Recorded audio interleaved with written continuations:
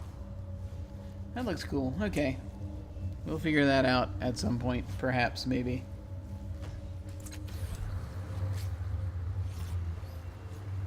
I mean, it's a thing we can do. Yeah. It's done. Actually, one more time. What?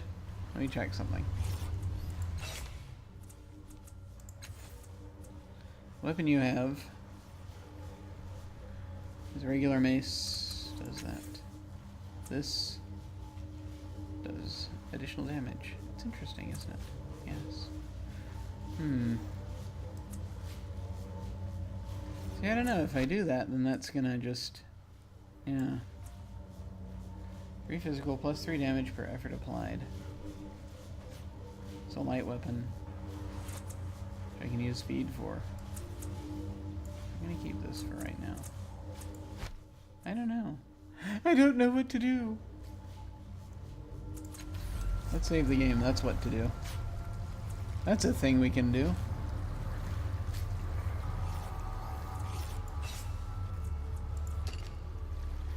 Okay.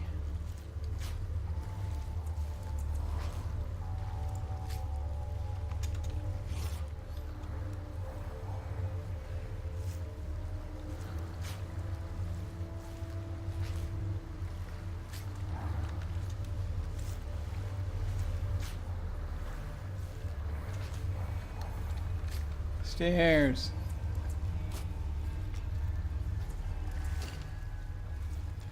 Okay, I'm gonna switch over to lower right for the time being, so we can do that. Oh dear, no, we don't want to turn that on. Okay, there we go.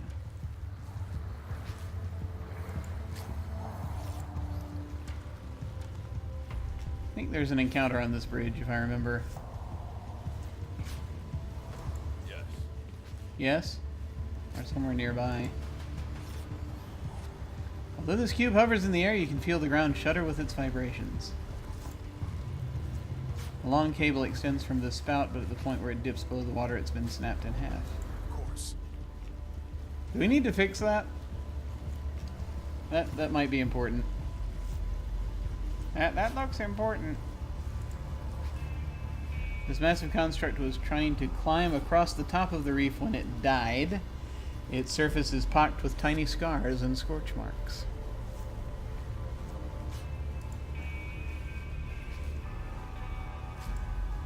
What? Again. Yeah, sure.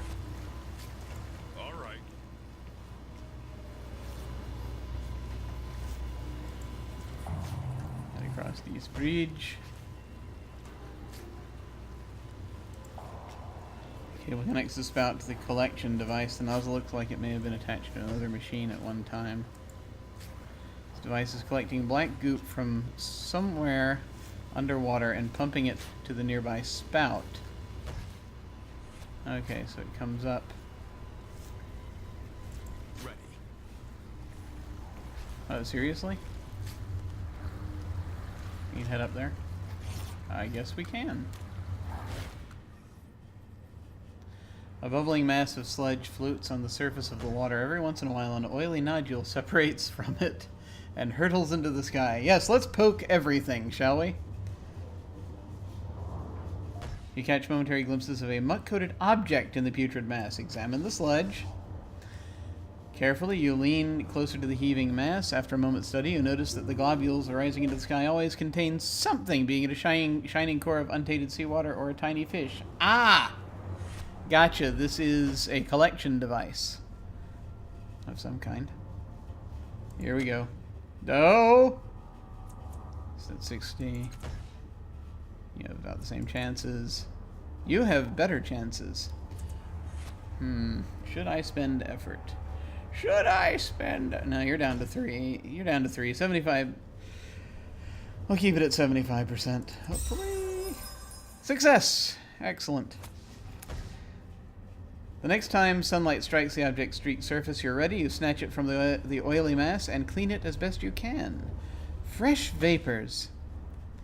Heals 10 points of intellect and confers fresh vapors plus 1 intellect edge. Awesome. Cool, we're picking up all manner of little things. I'm not sure whether that awful muck is harmless or you are immensely lucky. Either way, do go on poking things, dear. It's quite entertaining. Yes. Okay. Spot no other objects. Wait for more treasures to surface. This is terrible. Minutes tick past, you patiently wait for them beside the massive sludge. Nothing surfaces. Okay, that's enough. Yes. Yes? This is another building. I think I completely ignored this building, whatever it is, on the first time through. So it will be interesting to see what this, in fact, is. Yeah. Yeah.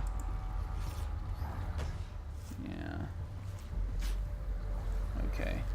Because I just completely ignored this path. I didn't realize that was a path.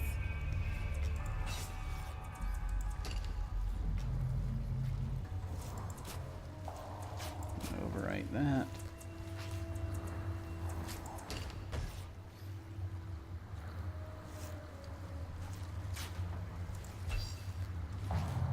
Yep, there we are. On it. Oh, wait. Got it. Before I go in there, let me transition back. Here we go then. Oh, not going. Wait, what's that? Okay. No, there's a thing there. Metal door is thick, heavy, and unmarked by time. Double rows of circular bumps run horizontally and vertically across its surface. It is firmly sealed. We're going to leave the door alone for a moment because I saw a thing that I can loot. And we're going to do that. Like a good adventurer. Oh, wow. We got some shins. We've got elutriated force, whatever that means. Heals might. And encephalic rush. Encephalic rush. I don't take it all. Oh, I can give it to different people. I understand now. Mine! All mine. Ready. Except I don't know if I can actually trade items between... Can I? Can I trade items between people?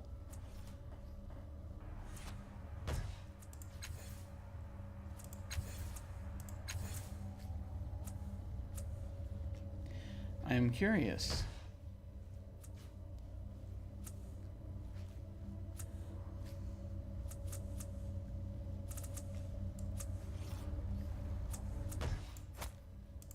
And he has it now. Okay, gotcha. Okay, good to know. That's a way to do. Whoa! I got 2 ciphers. I'm gonna hit my limit soon. Deals 10 points of knowing. Okay. It's good to know. Alright. Alright. Alright, let's see what we do here.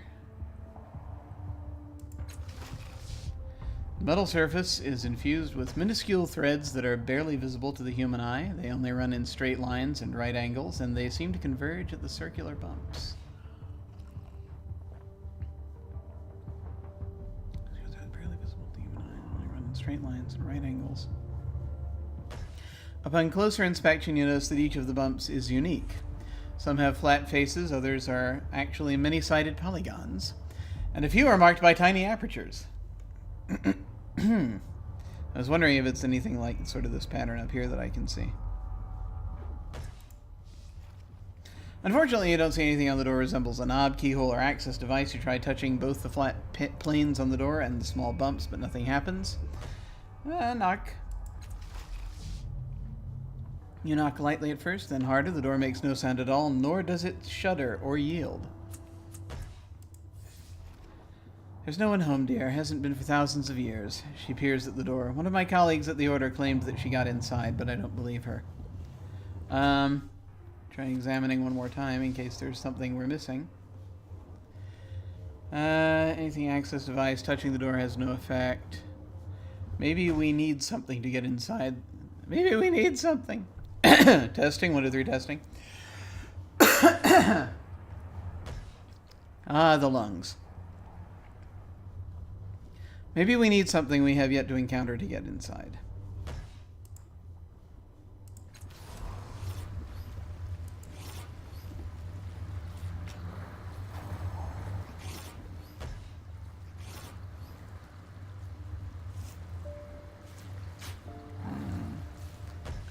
I am curious. I have a terrible curious.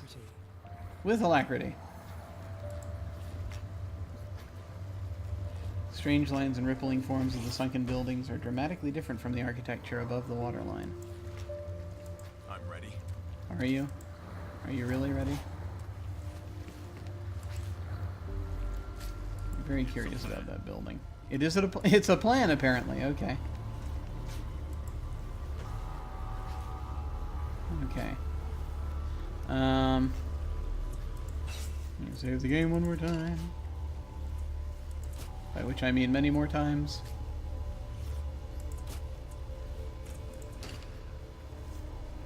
Okay, now I'm gonna head back to the bottom right here, just so that I can see more, show more that's coming up.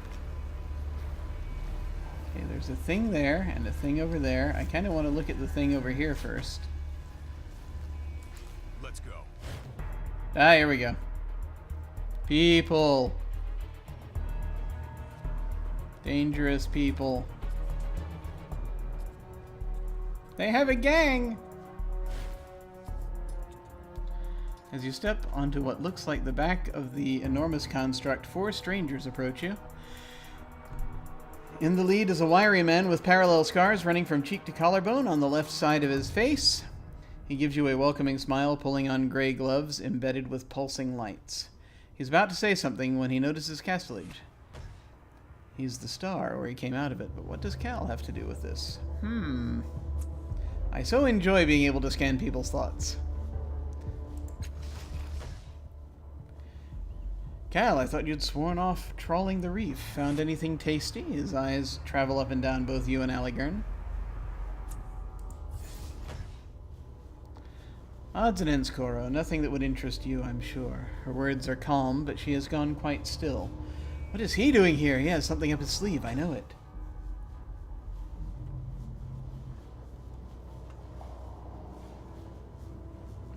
So I can let them talk. Or I can say, what do you want? Is something I can ask her if something's wrong.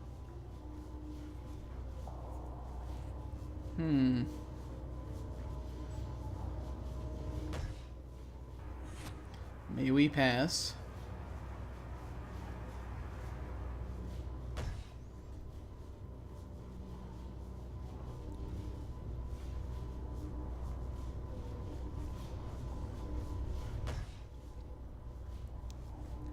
So yeah, basically I think what it is he knows that we are what fell. So they want something out of it. Or I could let them talk. Let me ask her if something's wrong. Nothing's wrong, dear. I accompanied Koro on an expedition once, long ago. His methods were too crass for my tastes. Though in his defense, he never tried to kill me when my back was turned. She beams at Koro. Or if he did, he failed, and I didn't notice. I don't like this. Aligern hisses in your ear, but loud enough that Castellage can hear too. If she's cagey about him, it can only mean trouble. You should hear what I tell people about you, dear. She gives Aligern a venomous smile. Killer or not, she whispers, Koro is not a man who can be trusted with unvarnished truth. Tread lightly. I think...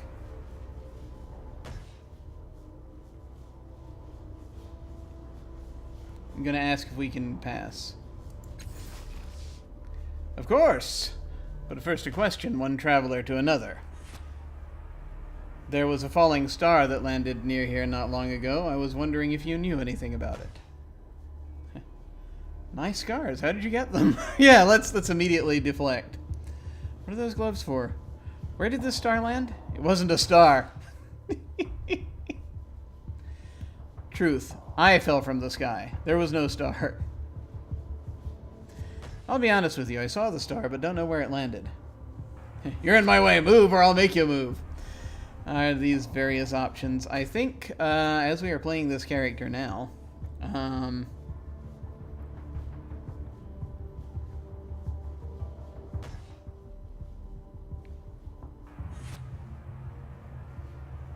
I can try to deceive him. I have a decent intellect, so it might be possible.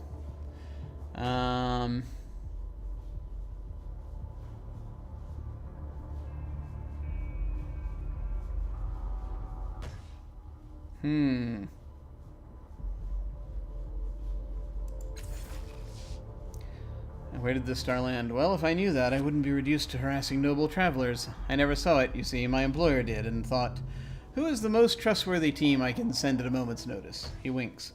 Luckily, they were on another assignment. We were interested and weren't too drunk yet, so... Nice.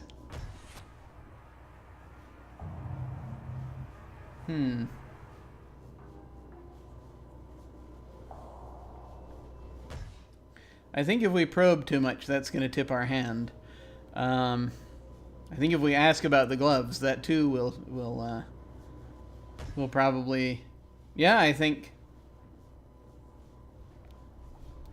I'm going to try to lie to him. It's like, at this point, yeah. I mean, I'd like to know about what interests you, but it's an employer-employee situation. They probably don't know too much. Now, let's spend some effort. Just to make sure. Koro studies you for a long moment before sighing. Alright, he says. Well, do let us know if you spot anything of interest. I'd like to say we'd pay for the privilege, but if we were rich, we wouldn't be down here, would we? Scan thoughts. If he's not telling the truth, then he's a fantastic liar. Guess I was wrong. Yes!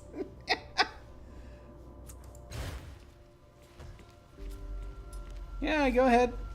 Nothing to see here. Okay. Nice thinking, kid. That would have been a fiasco. You figured out why they were here, right? I knew I couldn't trust Castlage. This is the last time I make that mistake.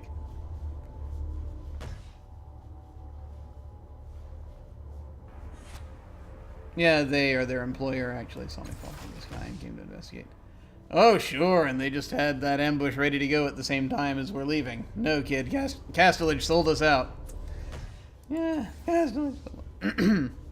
Excuse me, are you suggesting I had something to do with Goro's plans? Oh, I cannot abide his rabid paranoia a moment longer. Are you suggesting you didn't? An old friend of yours just happens to be waiting for us, armed and outnumbering us? As we return from the greatest find the reef has seen in years? It's too convenient for me. Too convenient by far. Of all the idiotic paranoid delusions, you really believe this, don't you? You really believe I'd use a half-wit like Koro to stab you in the back rather than do it myself?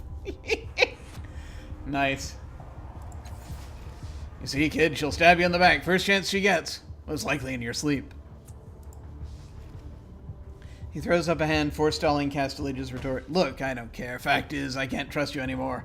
And I wonder why I ever did. This is the last we travel together. I've got enough to worry about without having to watch my back 28 hours a day.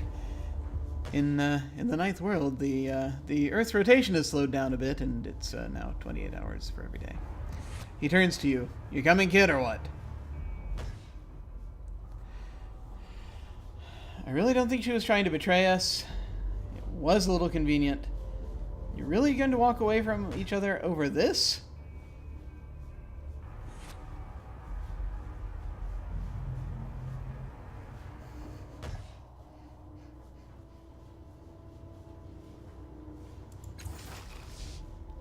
Oh, this is just the last needle that crushed the Anine. You haven't seen 1/10 of her depths, not 1/20. She's a backstabbing bitch, and this mess here only proves it. Always a paragon of class, Alligarin. If I did have any interest in betraying you, do you really think I would need Koro's help? Yes, this is the thanks I get for coddling your pain-rattled, judgmental weakness for so long. I've had enough. She turns to you. Child, I am happy to guide you, but I will not walk another step with this paranoid buffoon. Finally, something we agree on. Kid, she'll chop off your head and spit down your throat. I'll get you where you need to go and let you sleep at night. Let you sleep at night to boot. It's up to you. I could go with Allegaron. I'd rather travel with Castlage. Why can't I travel with both of you? Can't you just work it out? I'll be fine on my own. I don't want to travel with either of you.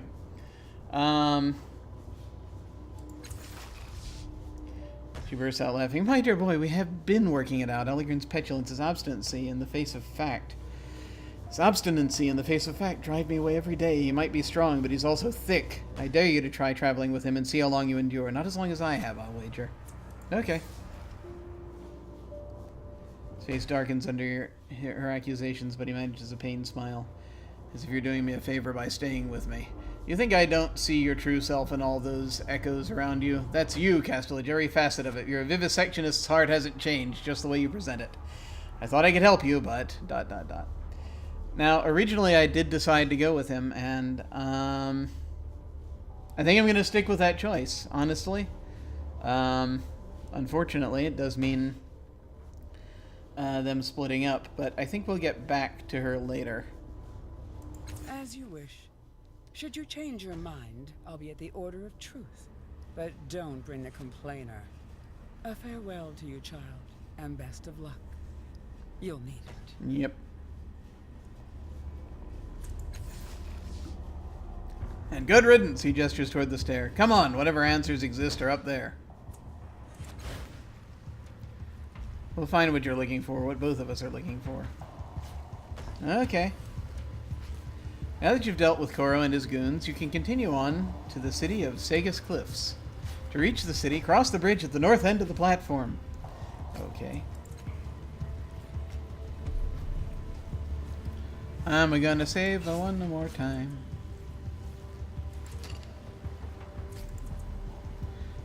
Because now...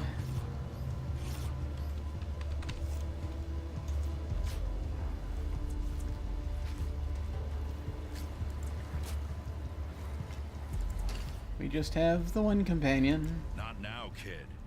We can talk when we get to the city. Alright. I'm ready. Oh yeah, I was gonna look at that thing.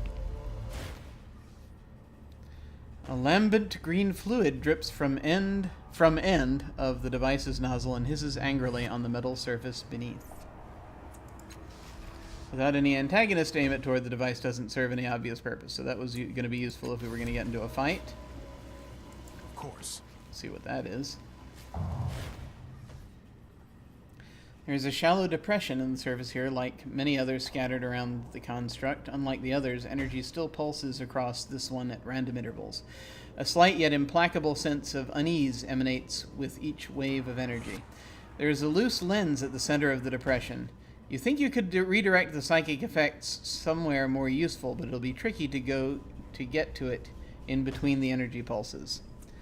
Oh boy. Without any antagonist aim it toward, the device doesn't serve any obvious purpose. Ah! Okay.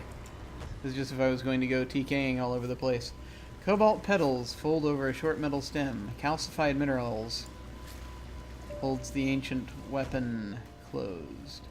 Hold the ancient weapon closed? Okay. This massive construct's trying to climb across everything, blah, blah, blah. All right. Same thing? Okay. Yeah, I think these were all just terrain props Done. for use with the fight then. The fight that did not happen. Okie doke. This giant thing. Alright, there we go. Ready.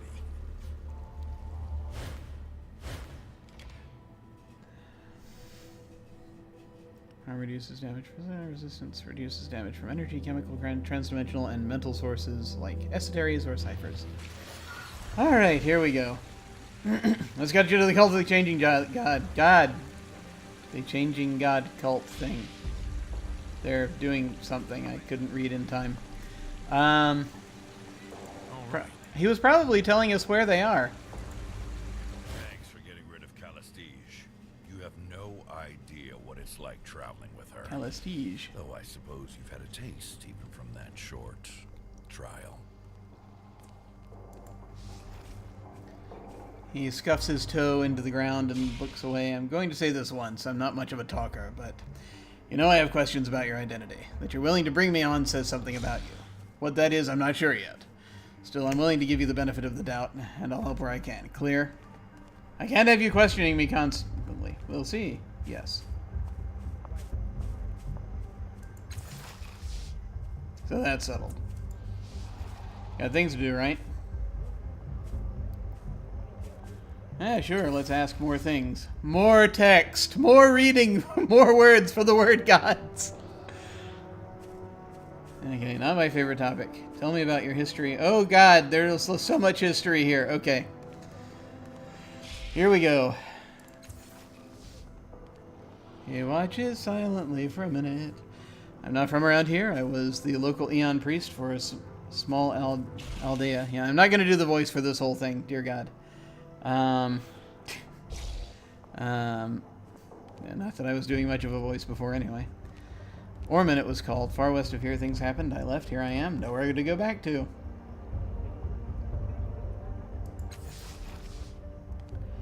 Not ready to talk about that yet. You were an Eon priest. I worked with them for years, but when I came to them for help, they refused me. They gave me no time, no resources, and no aid. They said I had to give up my researches. Said I was, he bites off the last word, obsessed, they said. Heartless bastards, how could I not be? Interesting. He grunts and looks away. The Order of Truth and I don't get on. They think I'm carked, and I think they're frauds. We exchange these little pleasantries every time we meet. Only got one friend left there, and I can't even contact him most of the time. Why do they think you're carked? Because I speak my mind to them. Who's your friend? Orth Fong. Orth Fong. He does a little research for me from time to time. Personal work. Can you tell me about your tattoos?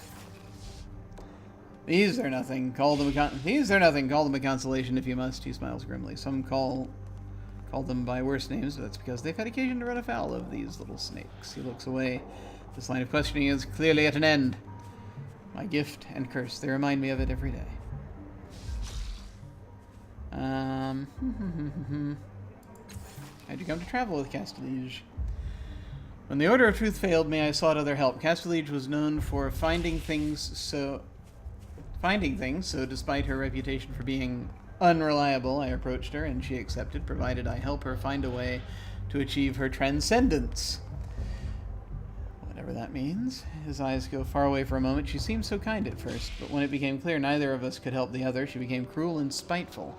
I don't know why I stayed after that or why she stayed with me. Habit, I suppose. Yes, clearly that's all it was. Let's see. Back is hurting a wee bit. Let's see.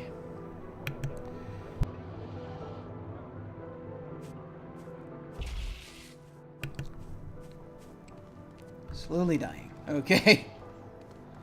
Do you have a relationship?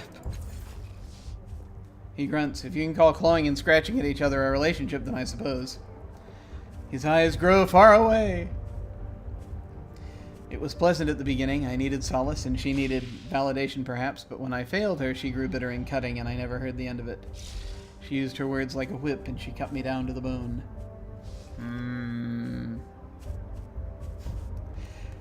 Relatable. I had other questions. He waits quietly, his eyes guarded. How are you holding up? Share with us. Share with us, Alligaron. I think it's best we part, yeah. I want to ask you about Sagus Cliffs. Here we go. And now and now a Wandarium.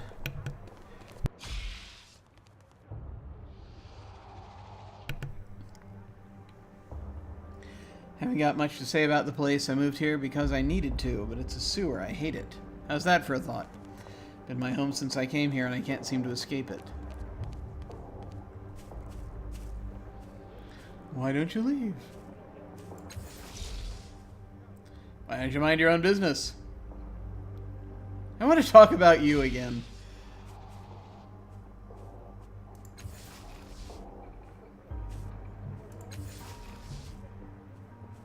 No, that's it. Okay.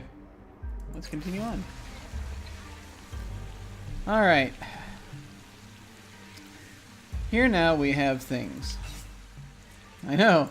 Just wasting all those infinite save slots. However many there are. Entering Circus Minor. Now, here's the question.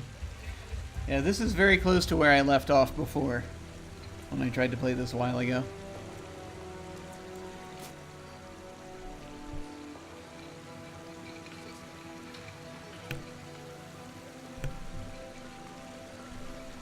So we gotta figure this out.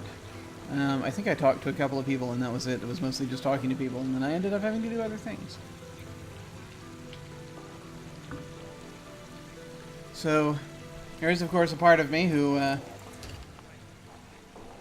wants to just dive all over the place and look around. Yes.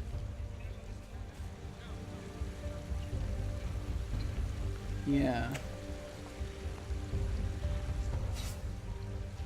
So here's the thing. I actually need to step away for a moment because I am feeling a little bit out of sorts. Just right now, I need to just take a second. I just need to take a second. I'm going to be back in just a moment. I'm going to go to a break card, and I will be back in just a moment.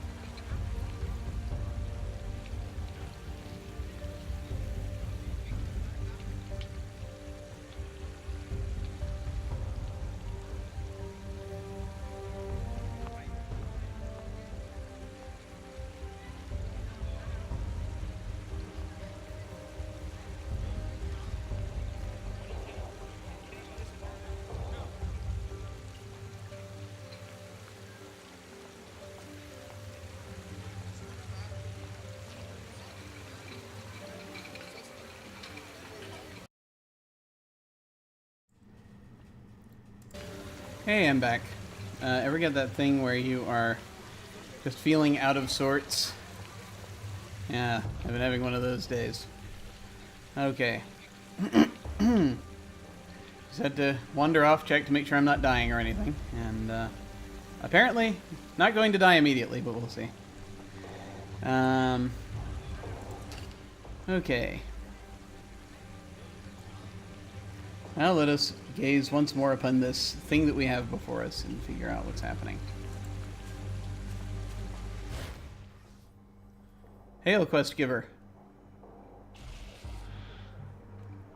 Wind spins off the distant sea, sweeping between you and the boy, whistling up toward the peaks of Sagus Cliffs. He glances at you, then at the crowds in the plaza beyond. He seems to be looking for someone.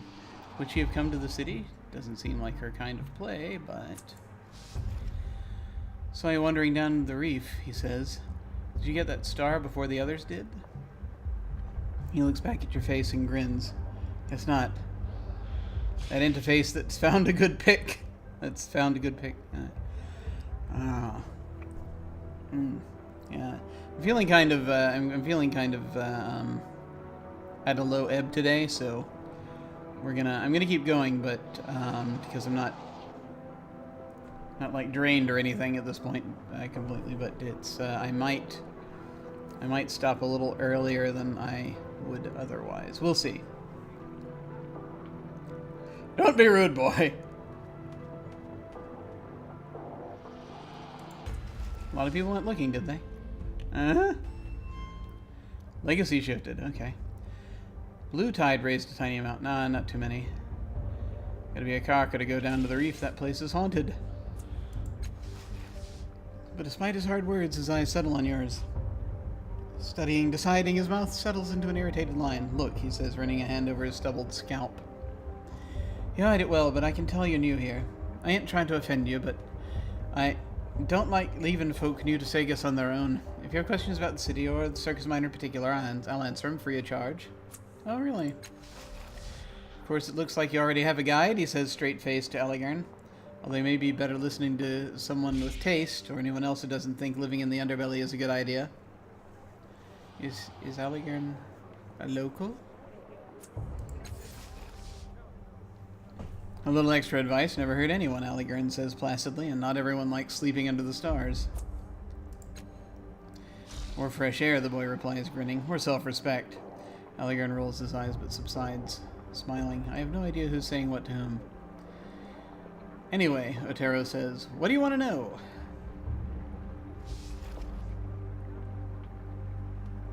We're looking for that.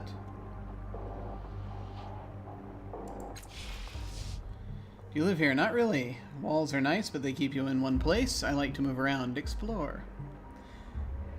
Don't like being here much at all, really. City folk are scarier than scroungers. You don't have a home? Don't need one, he says. I carry my life with me. He pats his bags. Updated my journal. Yay. Well, you're not going to be able to miss them, the cult of the changing god, he says, smirking. They're camped around that weird clock on the other side of the square. He settles his hands on his hips. What do you want with those carkers anyway? They owe you something? Yes, I'm the changing god. Just need to ask them a few questions. Fair enough, he says, shrugging. Even carkers get it right sometimes. I'm trying to allay suspicion. Where is the Order of Truth? In Government Square. From here, follow the path around to the left and look for the stairs going up. So we're in Circus Minor now? Yeah, the heart of the city, he says, folding his arms. The levies and politicians will tell you that Government Square is the center of Sagus Cliffs, but they're not thinking right. He spreads his hands, framing the plaza. When folk come to Sagus, they come here. They talk and trade, flirt and fight, tell stories. Everyone who comes here leaves different. His hands fall. Anyway, what do you want to know? What's happening on that stage? An execution, he says, rolling his eyes. It'll be going on for a few days yet. Oh, nice! All those folks think that they'll learn great truths from the nightmares of a dying man. He shakes his head. It's not worth my time, but it might be worth yours if you haven't seen one before. Ah, great. A nice, long execution. You know how to fix complex machinery? He says, scanning the plaza. Prada, that's the bug lady in the market. is pretty good with machines. You might ask her for advice. He rubs the back of his neck. Otherwise, you want to visit the foreman in the underbelly. They might be able to fix it if they can stop fighting long enough. What are you doing here? I just got back from a scrounge, he says. I'm here trading salvo for supplies before I set out again. Enjoying the sights, you know? His eyes sweep the crowds again. Where would she have gone if she came here, and why? He's looking for somebody. Otero perception. You can't help but notice he doesn't seem to be enjoying himself. He looks downright unhappy. Guilty, even. Who are you looking for? He flinches, then glares at you. At first, it seems like he's not going to answer. A girl I met a while back, he says, at last, looking away. She was new in town, like you. I'm just wondering what happened to her, if she's okay. He swallows. Anyway, do you have any other questions? Didn't look like she broke camp. More like she left in a hurry. Oh yes, they're supposed to be like Dune thoughts, aren't they? It looks like she didn't look like she broke camp. No, I can't do the Dune thing today either. Alright, let's see. Too much moving around. I want to ask about something else. I'm not going anywhere. Yet, anyway. What can you tell me about the city? The travel guide. Depends what you want to know. I spend most of my time in Circus Minor, but there's other districts too. Government Square, Cliff's Edge, the Underbelly. And a long word. Caravanserai? Caravanserai? Caravanserai? Caravanserai? Caravanserai? Caravanserai? Caravanserai? Caravanserai? One of those pronunciation. Good God, I can't say anything anymore. One of those pronunciations is probably closer than the others to what this gentleman would be saying. I'm going to call it the Caravanserai. I'm going to say Caravanserai. He scratches his chin. There's also the Reef of Fallen Worlds, but you've already been down there. Government Square, Cliff's Edge, Underbelly. Caravanserai. Tell me about the Reef of Fallen Worlds. Only carcass, slavers, bullies, and diggers desperate for scrounge go there. He coughs. And you, of course. He stares past you down the winding steps. Besides, folks think it's haunted by ghosts from the previous worlds. And I've seen enough down there to agree with them. They're little laughing cones. I don't know. Things that zap you if you touch them. Yeah, it might be. Might be a problem. You don't need me telling you what it's like. You're lucky you didn't get robbed on your way back, or worse. Well, almost. He eyes you expectantly. Someone named Koro tried to rob us on the way up. I bluffed my way past him. Lie. I passed some corpses on the way up. We paid our respects, of course.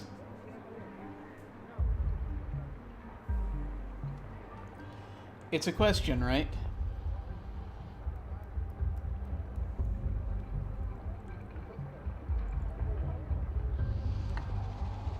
I don't know. See, here's the thing. The way these two things... These are our only choices for words.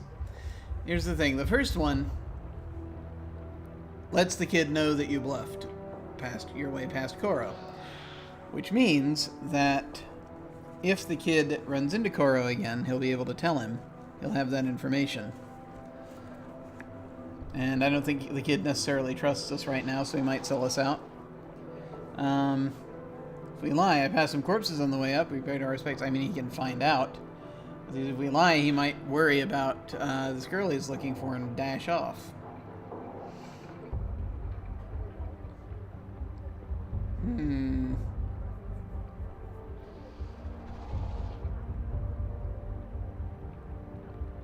I'm gonna assume he knows more than he's saying in this case. I know mostly he's just worried about looking for this girl. I don't want to tell him I lied to Koro yet. Let's continue lying. Yes, surely that'll be helpful. Gold tide raised a tiny amount. Of course, he says, casually leaning around you to look for the corpses in question.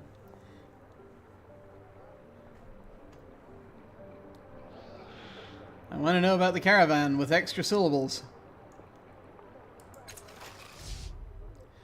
That's the port of Sagus, he says. Any ship that can fly lands there, makes their trades, and takes off for foreign lands. Yeah. He turns a scornful eye toward the distant flags on a high crag. Plenty to see right here in Sagus. Don't know why people insist on leaving. I know, right? What's Cliff's Edge? Damn dangerous place to live, he says, laughing. Folks build their houses out on the ledge over the sea, and everyone gets upset when one of them falls. Ah, yeah. He sighs. I hear it's been getting worse lately. Watch your feet up there. You told me about the underbelly. Imagine an underground place where the city sends everyone they don't like. Cannibal cultists, mutants, carkers, and thugs. Now to stink like burning metal and cooking meat. That's the underbelly. Alright. It ain't that bad, kid. It has a good side. Yeah, Otero says, grinning. If you ever find it, go ahead and let me know. You mentioned Government Square. I can't talk today. I did, he says, nodding. Bet you can guess what's up there. Government. Yeah. What's in Government Square? Really? He says, looking pained. You want me to lay this out? Fine. The government. The government is in Government Square. And the Order of Truth, he admits. But they're just as fancy as government folks. Ah! Sorry, I forgot what's in Government Square. Can you remind... He slaps the board. The government is appearing each producer. Other things too, mostly government. Just messing with him. Now. Where can I find a place to sleep around here? That's a good question. The Cult of the Changing God might let you sleep in their camp, or you can try Tranquility's Rest in Caravanserai. Okay. Boy, I think I'm actually done.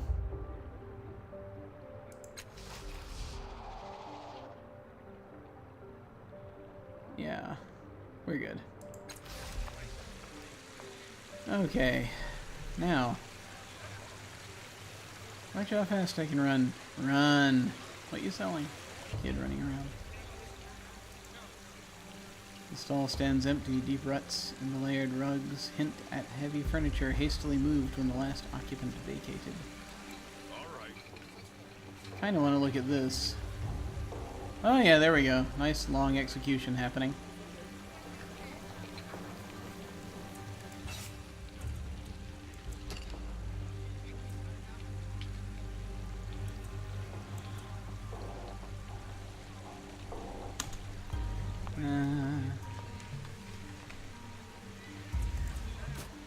Alright.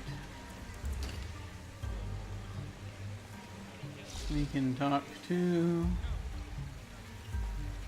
the spectators, excited man, unmoved woman, horrified man, dude with a name, Ian the overseer, Levy, spectator, Levy, dude whose name I can't see because I'm not high up enough on the screen yet. I mean, I kind of want to search this whole place because that is my instinct, but let's go here. This woman stands at the back of the crowd, arms crossed and eyes cool as she watches the slow execution. Unlike the others, she's also watching the people in the crowd. She shakes her head, depressing. What's happening? Another in a long series of pointless executions. Points to the man with the rope of flesh coming out of his mouth. Poor bastard they're killing is put into a trance that makes him talk a lot of nonsense and spew that pink stuff. Eventually it crushes the life out of him and the big guy eats him. Disgusting. Oh, that's wonderful. I feel like someone should do something. Why is everyone just watching? Why is everybody watching this? It's what passes for entertainment in this town. People like to watch other people suffer. Takes their minds off their own suffering, I guess. That's not why I'm here, though. I got sucked in. I want to stop it, I guess, but what can I do? Interesting. Farewell. Yeah, sure.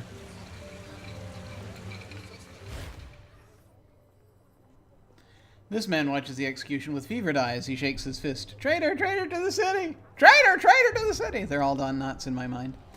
As you approach him, he gives you a savage grin. Nothing better than seeing a traitor die, eh? Aye? Nothing better than seeing a traitor die, aye? What's happening? Justice the Sagus Cliffs way. He jerks a thumb at the dais. We make traitors and murderers spill their guts. Literally, apparently, then strangle them with them. We also force them to speak their nightmares to scare other criminals into going straight. He laughs. And if that doesn't do it, then knowing that the devourer of wrongs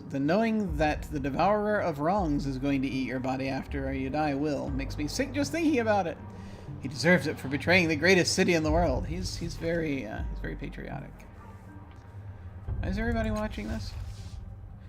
To see justice done, he thumps his chest. Justice! If somebody hurts my city, I want to see them hurt twice as bad, and getting crushed to death by your own words is as bad as it gets. Yeah, that'll do it. Long live Sagus Cliffs! Long live Sagus Cliffs! A hideous sight, and yet I cannot look away.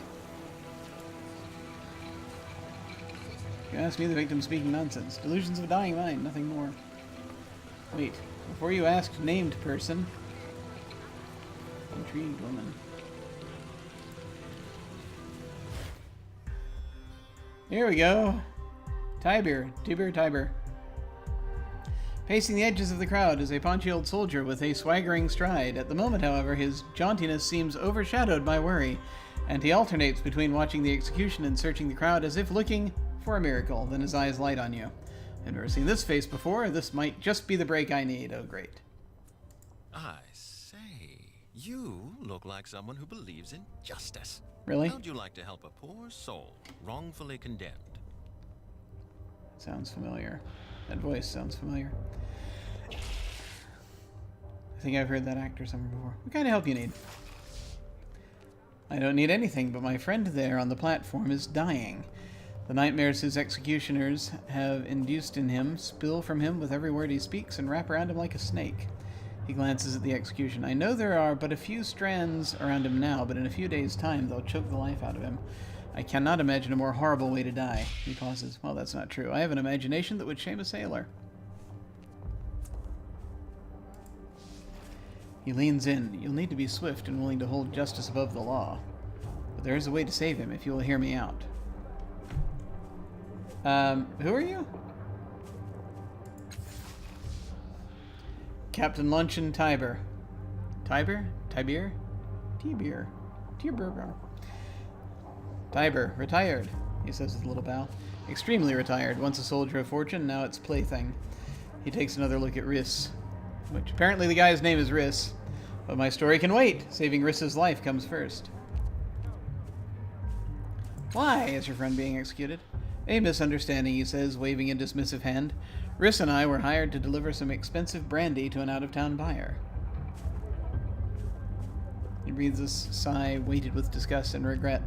Would you believe that the bottles were stuffed with state secrets?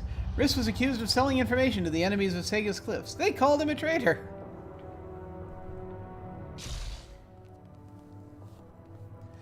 Yes. How can I can't imagine that. It was a travesty, he growls, his eyes blazing with righteous fury. The poor lad had no idea what was in there. Tragic. If he'd known, he might have escaped too. Then he wouldn't be in this mess. Ah, you might be wanting to help him out of guilt. But you did, right? Well, he says, studying the air over your shoulder. There's a place for talking about what I know and what I don't. This isn't that place. He clears his throat.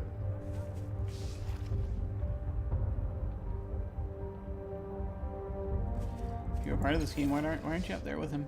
Luck, he says, shrugging. I was taking a piss when they came for him. Went through the back window and scampered up to the roof. He shakes his head. He scampered up to the roof. That's awesome. I watched poor Riss being led away from my hiding spot. Swore I'd get him free. I hope it's a promise I can keep. Why are you helping Riss? Is friendship not reason enough? He declares. Then his shoulders sag and he hangs his head. Actually, truth to tell, there's more to it than that. I'm partly to blame for him being up there, and guilt's a strong motivator, eh? I want to talk to your friend. Are you mad? Tiber sputters. It's an execution. He's surrounded by levies. They won't let you near him. And even if they did, he's out of his head.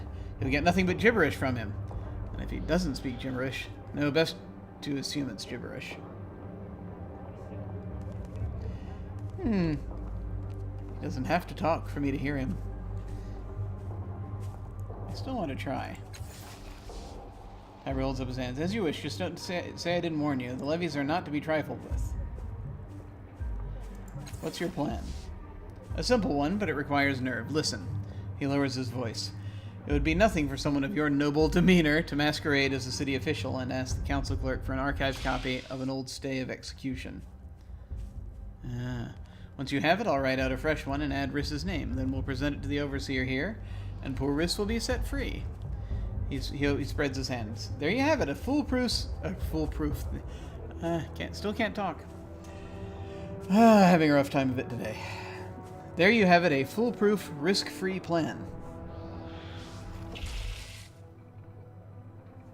That sounds like an extremely risky plan. I can't talk. Where do I find the council clerk? Would it be simpler to talk to the crowd at the execution? Convince them to rise up and free Riss? Alright, I'll help you. I'm sorry, I can't help you. See, now I'm going to have to make this choice. I'd rather not make this choice yet. Okay. I'm not feeling great. I got another... I think I'm going to go another few minutes, and then I may have to actually... Yeah, I have to go lie down in a little bit. Alright, let's see. I mean, it's not... It's more preventative than anything else these days. It's hard to say. Yay, medical stuff. Okay.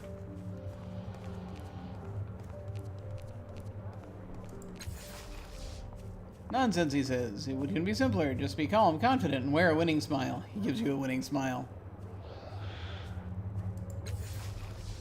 Where do I find the clerk? Government Square. It's a podium outside the council tower. I can't think of a time he wasn't there.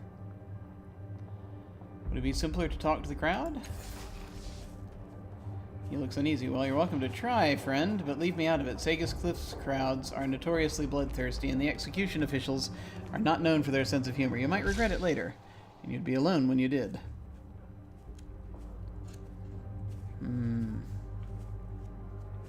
Alright, I'll help you. I think that the way to go here is to help, because at the very least... even as he's not telling the whole truth here. I mean, he clearly, reading his mind, too many unknowns in a scheme like that, not enough escape routes. Reading his surface thoughts, it seems to me, at least the guy being executed, he's probably telling the truth about the fact the guy being executed doesn't know what's going on. So, you at least want to get him, but there's a question of whether we want to turn this guy in instead, because, you know, trading state secrets could... is this a serious crime? We'll have to see. Alright, I'll help you. Excellent. You'll need a proper story and a badge of office. Fortunately, I have the first, and you can buy the second from Sangolin, the clothing merchant in Government Square. He folds his arms. Once you have a badge of office, you will tell the council clerk you are from the Judicial Oversight Committee, looking into corruption in the commutation of capital sentences. The stay you're asking for is that of a notorious gangster named Cole Carden, who was mysteriously set free a few years ago. Not for Riss, okay.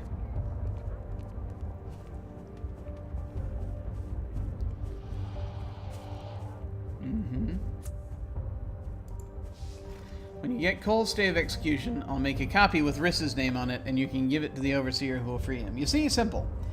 He rubs his hands together. Now, if you'll let me join you, I'll be happy to show you around the city and help you with all this, and whatever else you have going. What do you say? No thanks, I'll figure this out on my own. Sure, more people. Thanks, I could use help. It will be my pleasure, but let's hurry. There's not a moment to lose. Riss hasn't much time, except, you know, a few days, possibly. But, you know, pain. There we go, and then we have this person as a companion.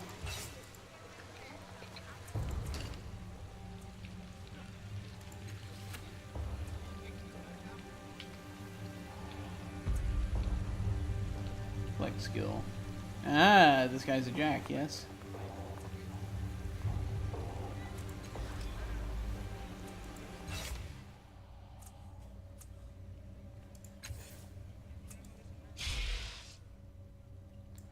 Sword und Shield.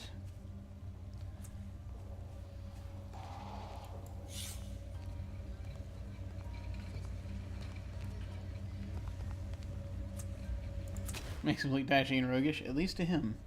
KG Jack who knows how to take care of himself, right? Yeah. Cloak. Aids his evasion. High quality, remarkably colorful cloth, numerous small tools sewn into hidden pockets in case he needs them in a pinch. Yeah.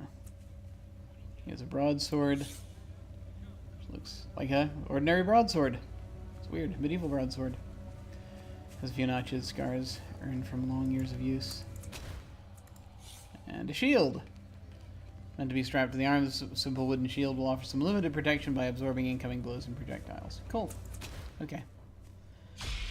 Alright, that's most of what we needed to find out about him. Okay, give me all your money. Alright. It's Riss. Death of Riss. The ice creeps into everything, our homes, our hearts, our heads, and cracks them each and every one of them. Interesting.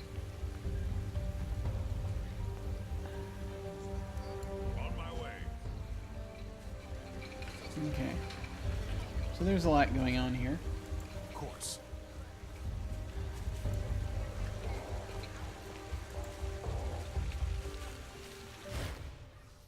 Talk to this wee lad. Jerem. Child skids to a halt and rubs his forehead with a grimy forearm, leaving arrow tracks of dirt across his ruddy skin. Hey, Shova, he pants, shading his eyes from the sun and grinning up at you. Never seen you before. You call me Shova, what does that mean? Huh? Jerem says, a cautious light under his eyes. Really? You never heard it? Has that changed too? Oh dear.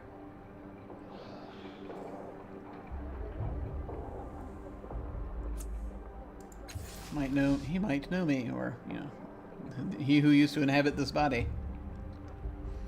I have, but not since I was young, Algren says, smiling at the boy. I have, but not since I was young, Algren says, smiling at the boy. Kids are saying that again. When Jerem nods quickly, Algren glances at you, his smile fading into his customary scowl. It's slang from an older dialect, kid. My grandfather used it when he was young. They get outsiders coming through the village, dealing tough with the merchants and shoving kids aside as they went about their damned important business. Shova. Get it? Ah, shoving person. Yeah, that's it alright. A nervous blush colors his cheeks. Doesn't seem like he's afraid of Arligern, though. I don't understand. How can a place be so the same but not? I wonder if this kid's from a different reality. And Alligern is covering up for him for some reason. You like playing in the market? Not always, but it's better than school, hey? And I like watching Zerfi make sculptures, the ones that go sharp and curly. It reminds me of the monster on the side of the Skara Hall. Skara Hall? What's that, a building? Well, Shova, Jerem says, chuckling. It's just a building at the center of town, 1,000 hands tall, with a mural on the side, like Selfie's sculpture, but flat and in purple rock. Don't think you're going to miss it if you're looking for it, eh? Ah! XP! Anamnesis. A wave of dizziness clutches at you, and you close your eyes to steady yourself. You kneel in a basement amid rotting rolls of carpet and broken furniture. A stack of paintings draped in dust and mold lean against the sweating wall. The painting in front displays the building Jerem is speaking of, but through this body, this mind, you remember that it was torn down centuries ago to build a forgotten ruler's palace.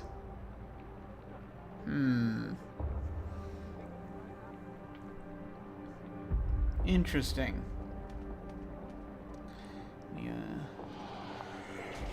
Yeah. I think that there is, yeah, this kid's been displaced in time, maybe, or something. The stink of the basement flees your nostrils as you open your eyes. Jerem, fidgeting, has looked away from you to examine an interesting stall nearby. Why are you so dirty? I don't know. Paha and Kellinor make me wash twice a day. I guess the dirt likes me, eh? Don't your parents worry about you running around here alone? My parents? Jerem says, eyebrows crinkling. You mean Paha and Kellinor? They're watching me until my Mard and Ciro come back for me. What do Mard and Ciro mean? Huh? Jerem says, looking just as puzzled as if you'd asked him what hands are for. Mard, Ciro, my parents. You asked me about them. Paha and Kellinor are taking care of me until they come back, Scandals. That's another one, isn't it? No wonder Paja doesn't like me talking to people. Okay, yeah, this kid is from the past. I just got a sub. Thank you! I am thoroughly shocked, but thank you so much. My buddy Tales from the Fandom has just subscribed. Congratulations on being the first subscriber to this channel. I have no idea what to offer. I'll have to think of things. Still trying to figure out how this whole thing works. So this is a good question.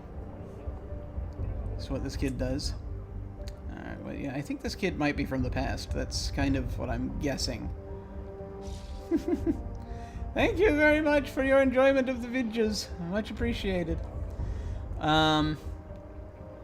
We will continue. More memories. More memories flooding in. I hope you people like stories, because that's basically where we're going with this right now. The words tickle your memory, your eyelids flutter, and you see hands, not yours, carefully turning the crackling pages of an ancient book. The roving eye catches the words Mard and Ciro, old words for mother and father. Blinking hard, you focus on Jerem once more. He does not appear to have noticed your sudden fugue, but he is not looking at you either. We gain 2 XP. I like this ability, this anamnesis. I don't think I had it last time that I tried to do this, and so that coupled with the being able to read people's thoughts, I think is opening up all manner of information. You keep using words I don't recognize. Where did you hear them? Yes, dig at him. Jerem's face goes white. I'm not allowed to tell adults about that, or where I'm from. His gaze steals to Paja and Kellinor, both of whom are suddenly taking a greater interest in your conversation. Oh, they're here. Okay. Don't ask, eh? I'm in so much trouble, I'm not even sure what I did. Oh, I hate to see this, Tiber says, raising his eyes to the sky. Such a bright and promising lad, and he's already keeping terrible secrets from his elders. Lovely. What? Jerem says, squinting up at him. No, it's not like that. It's nothing rancid. I just promised I'd stay quiet, right? Tiber gives you a brief, perceptible jerk of his chin, urging you on. Let the boy keep his secrets if he wants to, Tiber. He's right, Jerem. You shouldn't be ashamed of the truth. I don't know, man. I don't know.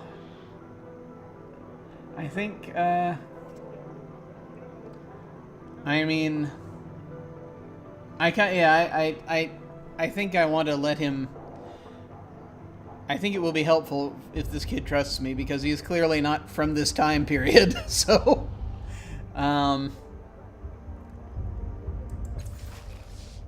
if you say so, Tiber says, the faintest hint of puzzlement behind his merry eyes. But if you ask me, secrets pluck holes in the soul. Look at me, for example. Yes, he's like a sieve. Jerem stares at Tiber's face for a long moment, then surreptitiously glances down as if checking for damage. Jerem, tell me where you're from. I told him you can keep your secrets, but tell me where you're from. Let's do that. Sorry, Shiva, Jerem says, studying the ground. Paja and Kellinor say I'm not supposed to talk about that with adults, at least. Don't worry, I know all sorts of secrets, and I never tell anyone. Alright, never mind. Oh, man. See, that part of my... you see, I've got this whole thought that if I were actually standing in front of this kid, I don't think I'd necessarily try to do that. But because this is a game, this might be the right thing to do. That's how messed up this whole thing is. Are we persuasive? You're no more persuasive? How persuasive are you? Much more persuasive. Yes, let's use up his abilities, shall we? How badly do I want to know? Let's go to that. I can't, he says, looking miserable. Sorry, Java. Okay. We can try again, apparently. Alright, farewell. I think we can probably find out some other way. By talking to his caretakers. This is Prada. Sealed jars of air here, humid or dry, savory and refreshing.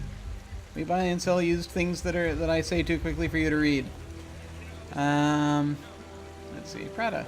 Broken Dreams on sale, 5 for a shin. Could use some of those. And trigger more memories.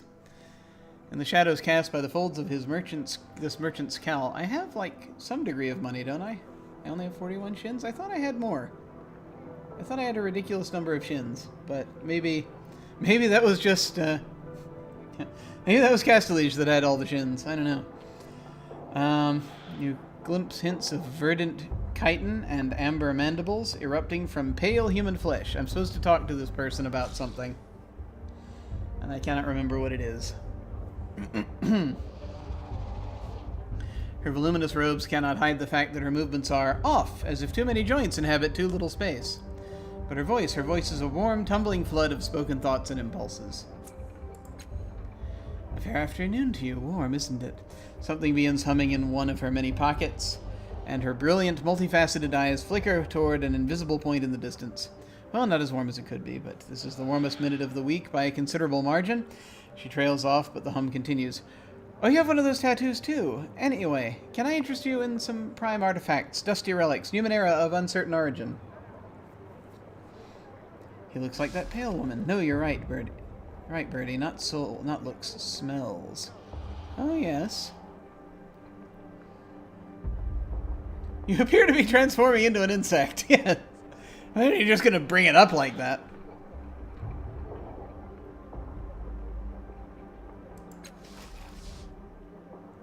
Never visited this city. Can you tell me about it? Nope! She laughs. Sounds like a cloud of insects taking flight. I'll do better than that. Tell me anything about this place that worries you, and I'll make it better. That's a guarantee. We do love to help, don't we, Rhonda? There's a... This is a hive creature, I think. Quite possibly. What part should I see first? All of it! Simultaneously! This is definitely how a hive mind operates. Take it from me, everything is worth seeing, even the boring bits. Take your time, talk to everyone you meet, and keep your eyes open. Are there any dangerous areas? Not at all! If you're a swarm, waving her claws at you. I heard so many rumors about how the underbelly was ruled by vicious thugs, but when I went down there to make a trade, no one so much as glared at me. She hesitates. Of course, they were probably worried I was going to snip their heads off, but the underbelly is fascinating and worth the risk. Most everywhere is. Do you? Tiber says, leaning over to look at her shrouded hands. Snip heads off, I mean. You don't seem the type. I might be, Prada says brightly. I never had to find out. He leans back out of snipping range with a fixed, polite smile. I do find it interesting because depending on who you have with you, it'll change how these conversations go.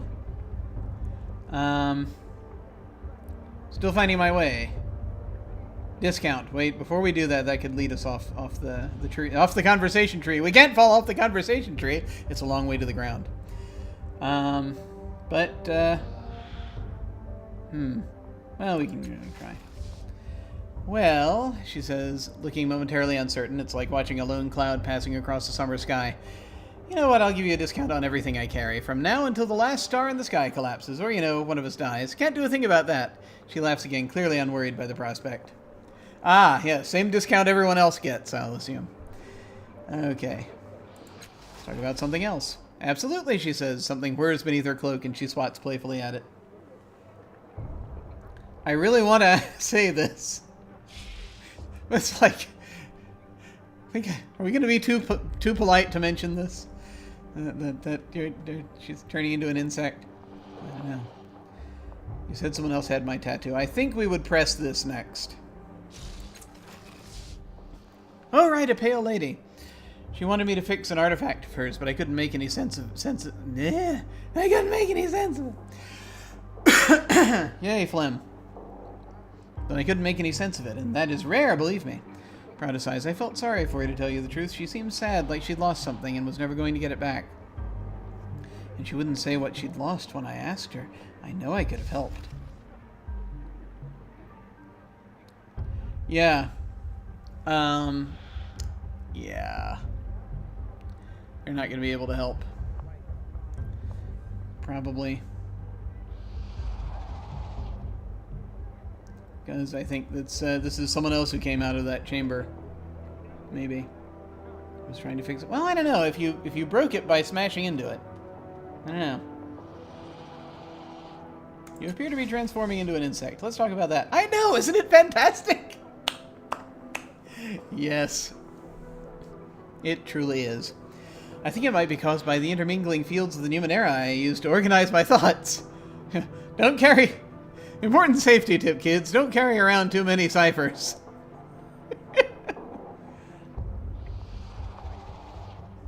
Or the ones I'm selling. Maybe all of them. You never know how a variety of ciphers will interact with each other. They're such fun! Wow. That's... Oh, man. Oh, God. Tell me about the Numenera you use to organize your thoughts. Oh, it's simple, sort of. Prada pulls 3 tiny Numenera from her robes, a buzzing bird figurine, a green music box, and a circular spring. I have too many thoughts. I tried to hold them all in one brain. I'd just stand and drool, you know? So each of these have a slightly different purpose. Which one do you want to hear about? Let's go with the bird figurine. Birdie's pretty simple. If I'm running with a great thought I don't have time to complete, I shunt it into her so I can pick it back up later. She does make everything smell like berries, though. Mm-hmm. Music box. Jade Box is a tough old lady. If I'm rolling... So that's why she was talking to us. So it might not be a hive mind as such. Maybe just has mind in multiple places. If I'm rolling with a more complex line of thinking, I bring her up and she chomps the individual ideas and feeds them back to me. I try to use her as little as possible because she gives me headaches. No, what's the opposite? Head eases? Sure. I could use one of those. Prada frowns. Anyway, they're worse than headaches because you can't go around thinking everything's alright. It's bad for your health. Yeah. Circular spring. That's Rhonda. She's a bit scary. I can shunt a bunch of thoughts into her, but she doesn't process them. She just gives them back to me, slightly changed and infinitely better than when they went in. Prada leans in conspiratorially. I try not to use her much, she whispers. It feels like cheating. Yeah. So I might want either the music box or the bird figurine. Maybe. But not right now. I'm carrying too many ciphers. Or just... I'm carrying just the right amount of ciphers. I'm carrying 3, I think, right now. I will check. Let's talk about something else. I can come back, hopefully, and buy things. When use that discount? Not yet. I don't want to buy a cipher right now, because I don't want to go over my limit. Let me actually check to make sure. Farewell! Enjoy the market, or else. Let's see. No, I'm only carrying 2 ciphers. I could carry 1 more. I mean, it would be useful to get one of those thought things, to just work with the anamnesis. Right?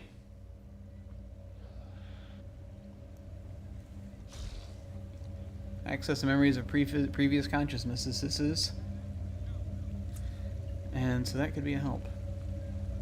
Gotta think about it. Inability with medium weapons. Why am I carrying a medium weapon? What's wrong with me?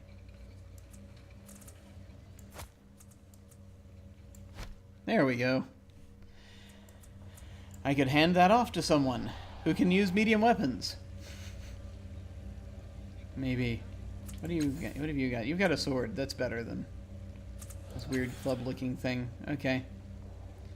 Interesting. Fascinating. You or Nano, you too can only carry medium weapons. I think. No, you can use medium weapons.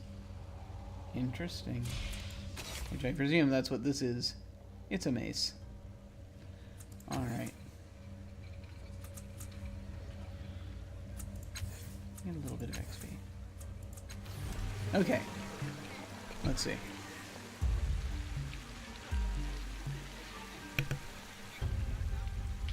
Okay. Alright, I think I only got a few minutes left. I think I'll be able to make it through. Alright, let's see. Here they are, the boys' caretakers. Let's continue saving the game over and over again, because we like this idea.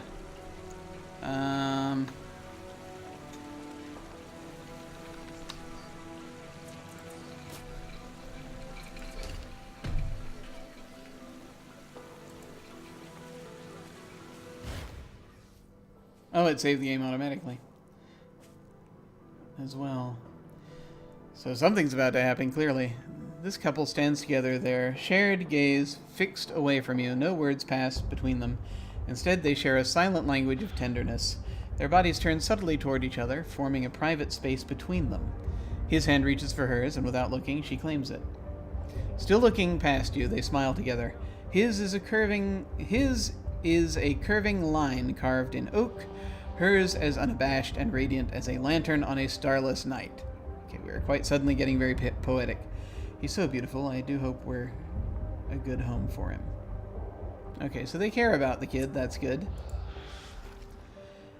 Turning, you see the object of their attention, a young boy darting between the stalls and playing in the dust. Each distant, exhilarated shout widens their respective smiles and tightens their grip on each other. Is that your son? Jerem has an interesting vocabulary. Let's start with this. Let's let them lie to me and then catch them in it. That'll be awesome. Yes, he says firmly. He's still watching the boy, but a wary stillness is spilled into his posture. Not yet. She swats his shoulder, and there's much more punch than playfulness in it. Not yet, she says. We adopted Jerem, and we're waiting to see how he feels about that. Aren't we, Kellinor? Aren't we, Kellinor? His eyes flicker stubbornly, but he does not respond. Go away! Go away!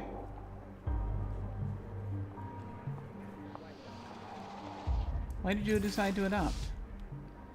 Smooth, kid. That's just the kind of thing people like talking about with strangers. Oh, I'm not embarrassed. Paja, says eyes gleaming. We love telling the story. Tell the story. Well, Kellinor and I, we've been together for how long? I don't know. When was this game released? Years, Kellinor says. Years, Kellinor says, a glint in his eye. Let's see how long this one lasts. Oh, God!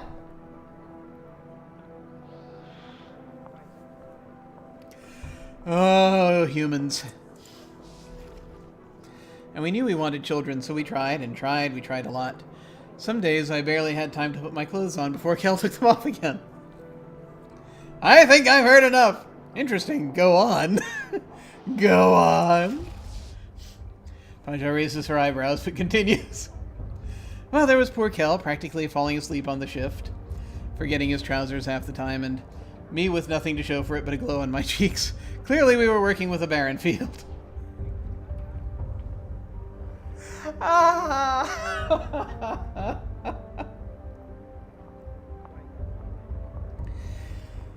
love Numenera. Okay. We're faulty seeds, Kellinor adds, deadpan. Does run in the family.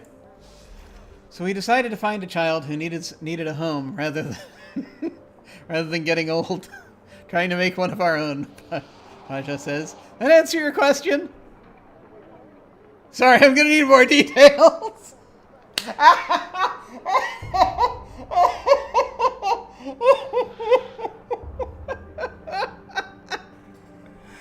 I have to figure out what the right response is here.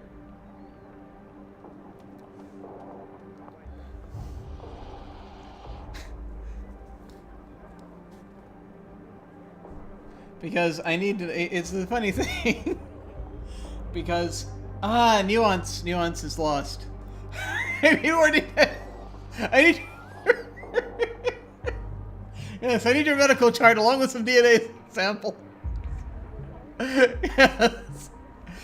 Yep. It's just the thing being that, like, if you can be nuanced when you do something like this, you can be joking with them and say it. But more than adequately.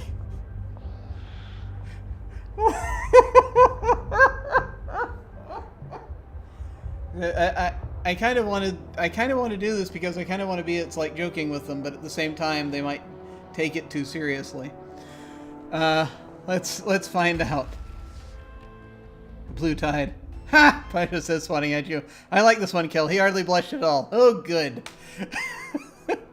She leans in and lowers her voice. We get asked this question a lot, and finally we found that being explicit about the process usually makes the questions just melt away. Okay, good. Ah, good. I was right. It worked. Okay.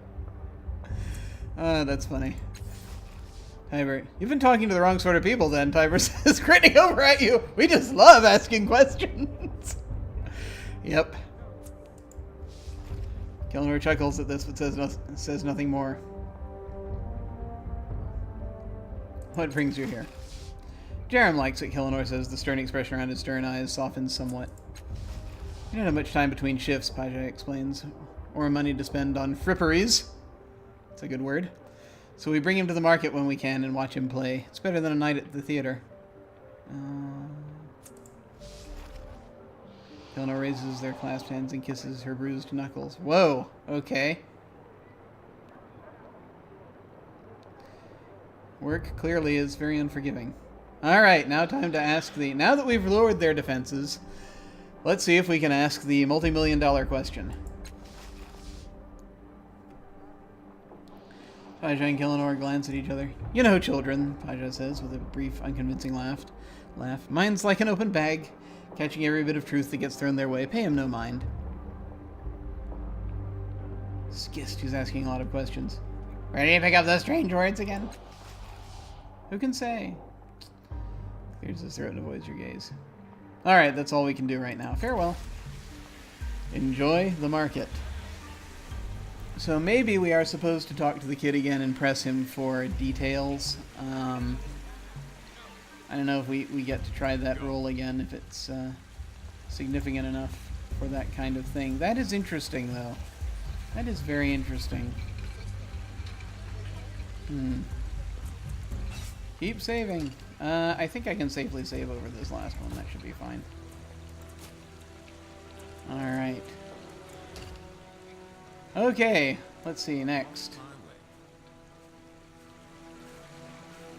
We have a merchant down here. Razor sharp regret or dull remorse, take your pick. I've got so much of that already. I've got so much of both of those. Myriad statues sit at various stages of completion, each featuring a figure that leaves you with a feeling of profound disquiet when you look at it. Okay. Let's talk to this merchant. You, I bet you're sick to death of digestible food, am I right?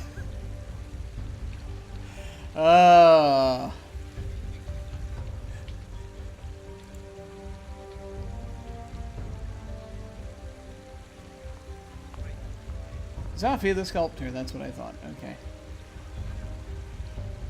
Wait, I was supposed to...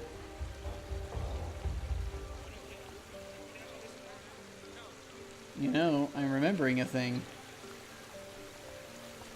How far does this go? This goes pretty far. And then there's a bunch of people over here. I need to talk to this person because I don't think I actually... Maybe I'm remembering wrong. I'm supposed to ask this question. I didn't ask it. Because... they were one of the people we were supposed to talk to about possibly fixing the thing. Although, if someone has tried it already and explained the machine, then perhaps not. But, ooh, I'd love to. Complex machines are my favorite. But no, I shouldn't. I'm really behind on work orders this month. This may be a surprise to you, but I'm very, very, very easily distracted. No, I don't see that at all. She shrugs beneath her robes. You better off with someone else, sorry. You better... Okay. Let's not buy anything yet. As it turns out, I actually can pick up a third cipher, but I just want to see what's... Yes. Is there anything we need to see? Character sheet-wise? No? Okay. Zoffy! This portly man's cracked and bleeding hands are always moving, picking fretfully at his thick lips, running through his thinning hair, or molding aimless shapes in the air. His clothes are marked with paint, dust, dried blood, and clay. His eyes brim with frustrated tears as he studies the strangely familiar sculptures arrayed around him. Oh, that's not good.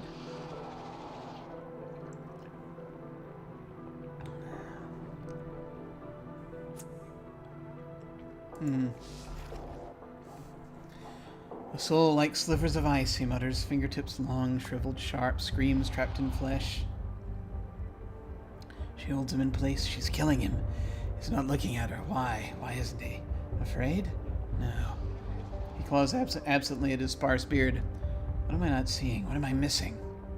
Who was he? What was he feeling? Without that, I can do nothing. Hey, potential customer. What's wrong? Let's pretend to be empathetic. Everything, he says without a moment's pause, effortlessly drawing you into his self-directed tirade.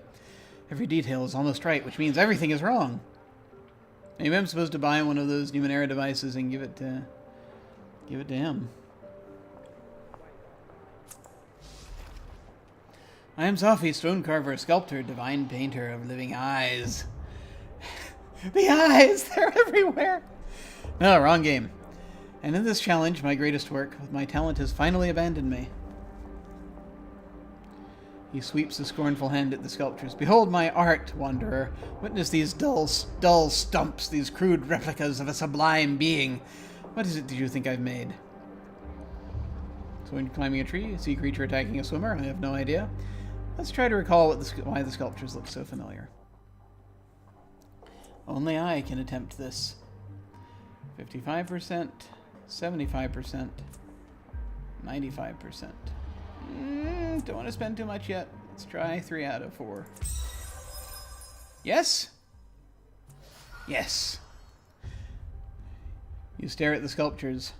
Your memories flow into its sweeping curves, teasing you with what you've seen in your short life and beyond. Yes, this towering thing is the true form of the creature that pursues you. Zalfi has sculpted the sorrow. Oh, that's really not good. It's worse than I thought. Yay! I'm in terrible danger. You don't realize that you've spoken aloud until you hear Zalfi's gasp and see the tears in his eyes.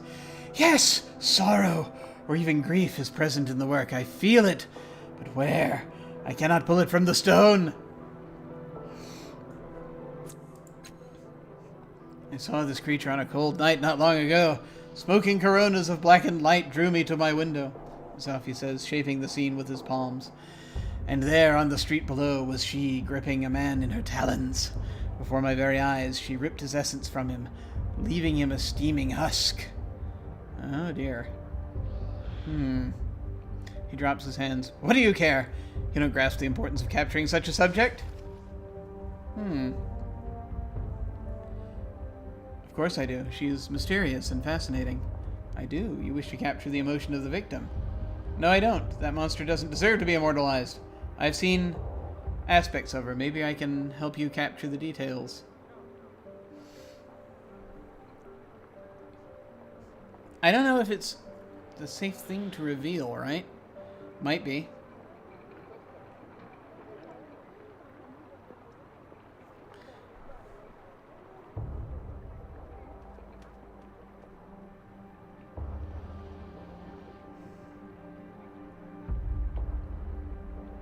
Well, we'll see. Zalfi stares at you, dumbfounded. You think I'm trying to sculpt the killer? He says, and then immediately corrects himself. Of course I am. I've succeeded, in fact. She is beauty and vengeance incarnate. What artist worth his metal couldn't capture such a being? Zalfi clucks his tongue, but she doesn't need to be remembered. How could anyone forget such a lethal creature? Silver Tide raised a tiny amount. No, the source of my ruin is this damnable man. Zalfi points a trembling finger at the faceless human, cradled in the statue's talons, a charred, oddly familiar pattern etched on the stone head. He stared eternity in the face and did not blink, but he will be forgotten unless I capture him there. And I cannot do that unless I know what drove him. Zalfi swallows. The moment he fell, I ran for the street, but the Dendra Ohur claimed his body and took it away, probably to their foul chapel in underbelly. Now I'll never know who he was. Oh, it's here. Oh, great. The sorrow has a physical manifestation. That's wonderful to learn about. And it's right here. Okay. How many statues of this being? Ha! If only my efforts could be limited so. I've sculpted that blasted moment in marble, granite, and clay. I've painted it in oil and blood. It even follows me into sleep, where I weave the scene from clouds and dream stuff. A frustrated tear rolls down his cheek. Even those were flawed. Artists, Tiber murmurs. You'd think they'd be a happy bunch. They slap paint on a canvas and someone pays them for it. But no, they thrash about in their sleep, moaning and stealing all the sheets. Yeah. You turn your attention back to Zophie. Anything else you remember? What a surprise, Zophie says with a ragged, scornful sigh. Yes, let us ignore the incandescent flare of this stranger's brief life and focus on his murderer. She's so much more glamorous. He rips his sparse hair as if it's going to fall out and glares at you. That's what you want, isn't it? That's what everyone wants. Like so many, he wants flash and flourish, but humanity is what truly inspires.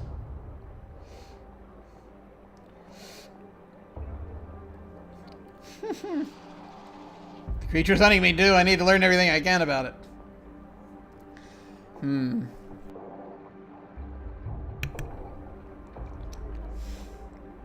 I don't think that's the right tactic to take here. Alright, it's not fair to him. He deserves to be remembered. Yes! Sophie cries, tears bleeding at the corners of his red-rimmed eyes. Yes, we rise like sparks from a campfire, winking out one by one. If we are fortunate, we leave a puff of smoke to mark where we once were. He cups the faceless statue's cheek. But some of the sparks, oh, they rush into the embrace of the infinite sky, striving to become stars, knowing they are racing toward destruction. What was his reason? What drove him? Indigo tide raised us. So many tides are rising. Will you tell me about Dendro? They are a cult and a curse. They would have you believe they exist to preserve the great works of humanity, to celebrate life. You may even believe them until you smell their breath. The truth is that they squat in their underbelly chapel, eating corpses and claiming it gives them power. Oh, great. Oh, man. Yeah, it depends, right? Depends. But there are rituals that involve cannibalism to a certain extent that they say it's the kind of the Wendigo thing, right? Where it's like, you know, eat of the flesh of the subject you wish to learn the knowledge of. And then in one of the inspirations for Numenera, Book of the New Sun by Gene Wolfe, there is a beast that if you take, I think it's something made from its enzymes, I think. I can't remember, but it's something that it does is it actually learns from its victims that it consumes, right? And so it's like if you take an extract from, I think it's from their enzymes or something along those lines, something that, it's a mixture, a concoction, if you will. And then you eat this part of a human brain, then you sort of, that identity becomes part of yours, basically. You learn all the things that it knew.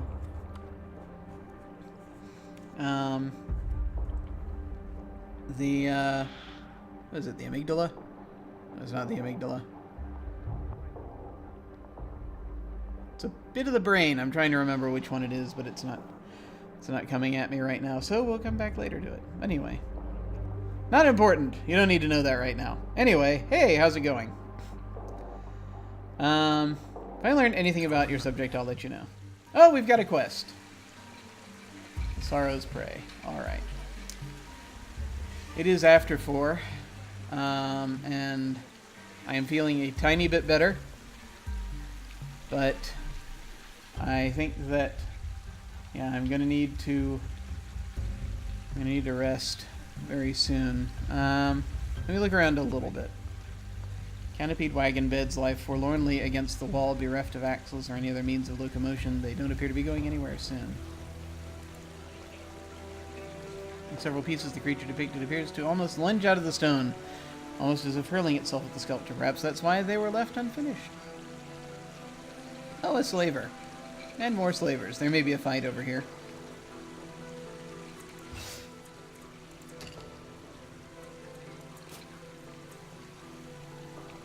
If this is the Circus Minor, is there a Circus Major?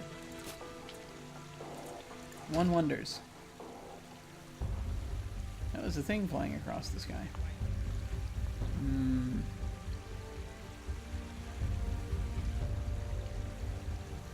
Gotta be careful with the edge of the screen here. I wander into a separate screen if I'm not careful. Map.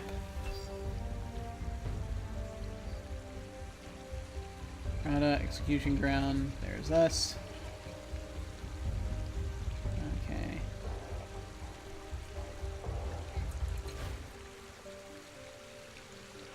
On it. I do want to know what's over here. Don't talk to me, talk to the boss. Okay. There's probably more down here. We stash slaves here. We don't sell them. The ones down below are bound for the bloom.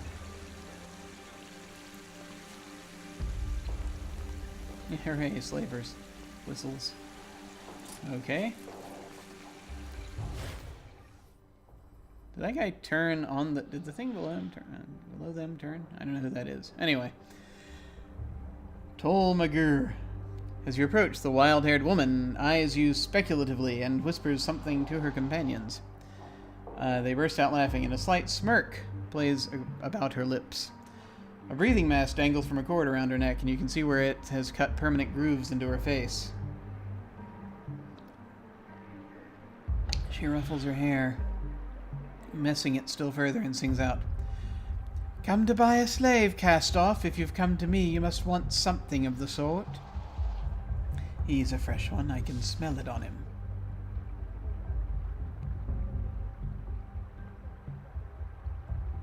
How do you know I'm a cast-off? The tattoo. I've had dealings with your kind before. I know about you. She rakes her fingers through her hair. If anything, the motion serves to obscure her vision even more. So, cast-off, I have information you might want. Of course, it comes with a price. What kind of information? You think you'll get it from me that easily? I don't think so. I know your type. You cast-offs. Not a one of you can be trusted. I give you this information, you're gone before I can collect my price. So you'll forgive me if I decline to say outright what secrets I hold? Making a note. We're making a note. Quest received. One of my wards has run off. She's taken a head wound. Not my doing. And I've been watching after her.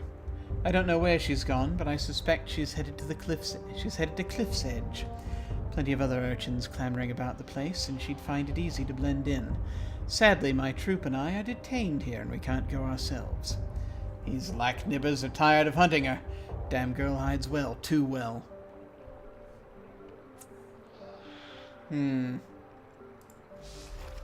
She's a scrawny child, name of Rin. Head wound, but it's covered by dark, curly hair. She has a little necklace around her throat, babbles about her gods. Get her for me, and I'll tell you what you want to know.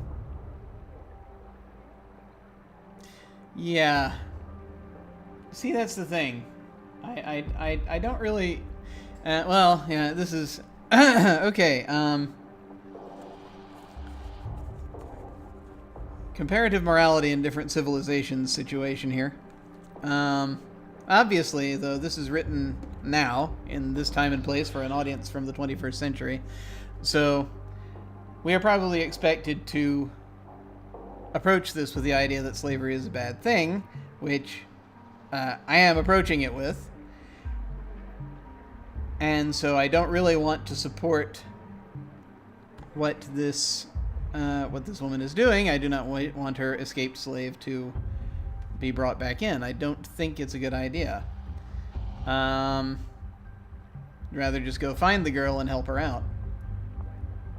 That's probably the best thing to do here.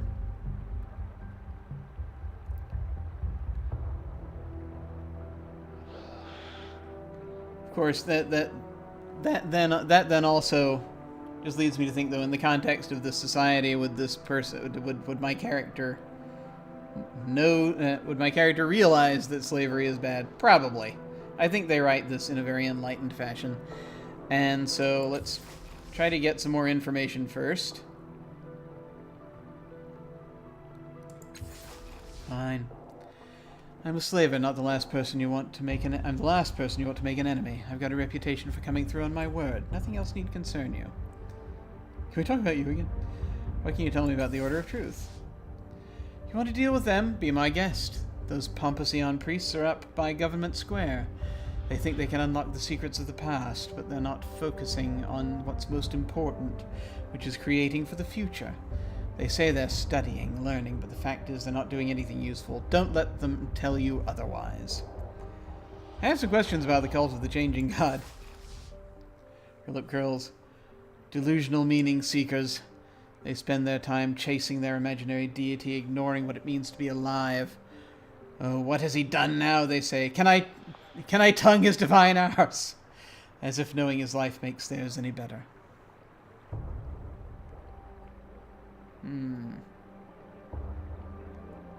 By studying his actions, I replicate his successes. If studying his life proves a meaning to theirs, who are you to judge? They're misguided. The only way to understand life is to experience it.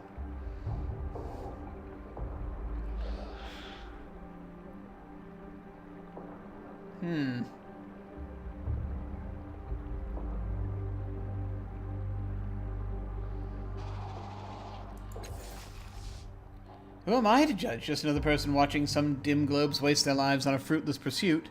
They can follow that fraud all they like. Totally up to them, but don't expect me to cheer stupidity on. I have some questions about slavery in Sagus Cliffs. It's not too bad. Not horrific. Almost no one sells them for parts anymore. Oh, great! Fact is, most of them go down to the Bloom, where they can work off their debt to society by opening a mall or two. It's not a forever thing, it's a punishment. Ah. I have some questions about Sagus Cliffs. Ask someone who cares. I think the city is a sewer. Farewell! Sure. Okay.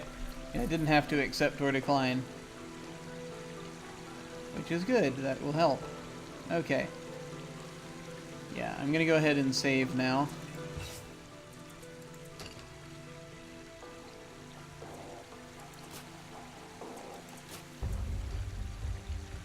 And I think that will be it for now. I think that is where we're going to go with that. Yeah. So, thank you very much for watching. Much appreciated. I am going to, I am terribly excited that actually I finally, first sub, November 16th, 2018. I'm going to probably go lie down for a bit and see if I can stop feeling out of sorts and all. There are things going on. Hopefully I'll know more soon. But as far as everything else goes, I am enjoying this game. I'm liking it quite a bit. Still, I'm liking all the interactions. I'm liking that there's a lot of story to it. I'm enjoying that a lot. In many ways, this is kind of like a novel disguised as an RPG, as a computer RPG. So I'm amused by that, but I'm enjoying it quite a bit. I'm liking all the interactions and just sort of seeing where it goes.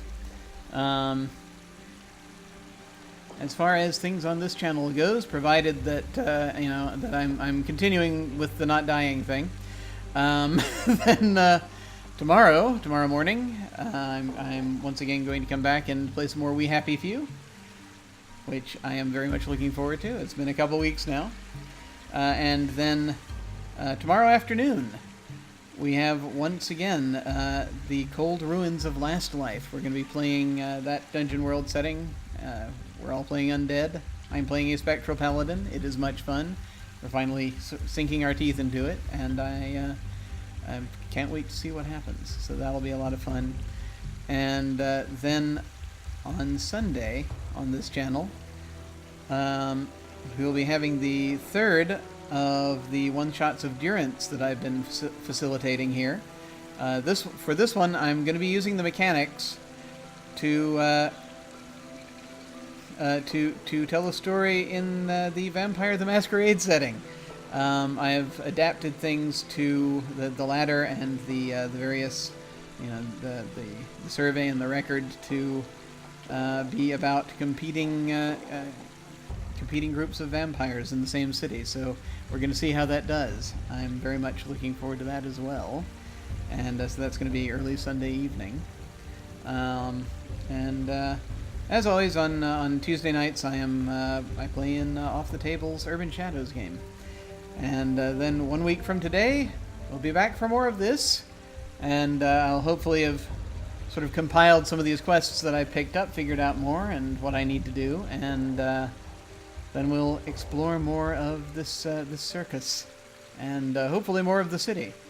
A lot of dialogue. Hopefully it wasn't too terribly slow for everyone, but I am liking putting the pieces together, and I'm enjoying hearing the story. So it'll be fun to see where this goes. In the meantime, folks, as always, take care, and I will see you all of a sudden.